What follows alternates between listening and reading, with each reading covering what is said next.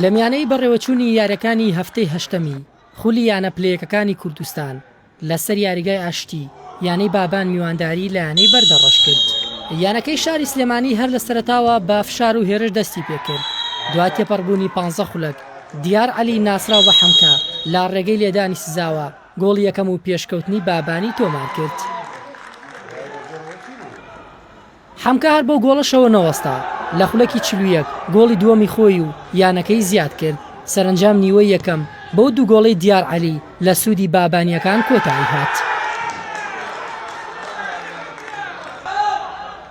ئەگەرچی لە نیوەی دووەمدا یاریزانانی بەردەڕەش هەوڵی کەمکردنەوەی ئەنجامەکەیان دەدا، ئەمجارە گۆڵ تۆمارکردن تاکو دوایین خولەکان دواکەوت، یانی بەردەڕەش بە هەڵەی خۆیان گۆڵی سێمیان بۆ یانی بابان زیاد کرد.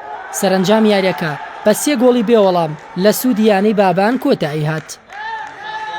یانی بەردەڕەش یەکێکە لە یانە باشەکان چکە ئەرچیان لەسەر قورس کردبوون چکە فێرقێکی تۆکمە باشە بیدایی توانیمان گۆڵکەین.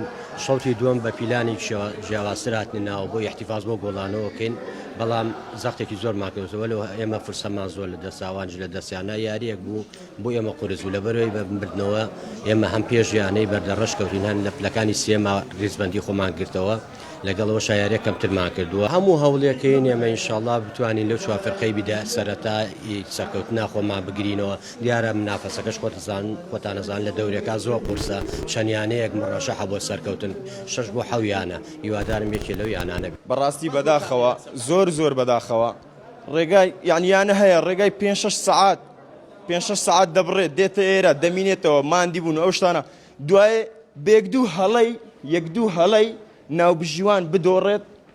بەڕاستی ئیجرامە، یعنی داواکارین لە ئەتحاد، داواکارین لە یەکێتی تۆپیپەی کوردستان کاکە چاوەشی بەو ناوبژیوانانە بەخشێنەوە بەخوای گەمەیان، یعنی گەمەیان ناشرین کردیە. بەڕاستی خۆلی کوردستان یای ئەتو پلەیەکی کوردستان هەتا ئێستا ناوبژیوان ئەو هەڵە زەقانە بکات، بەڕاستی ناخۆشە. دوو پەنارتی لۆمان چابوو ناوبژیوان نەیگرت، دوو پەنارتی حالەتێکی بەسیت زۆر بەسیت یەکسەر کردێ پەنارتی.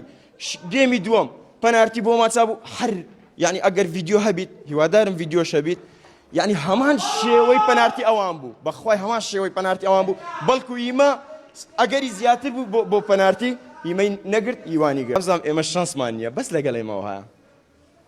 ئەرێ وەڵڵا بەو شێوەیە یانەی بابان کۆی خاڵەکانی گەیاندە 13 خاڵ و بۆ ڕیزبەندی 4ەم سەرکەوت.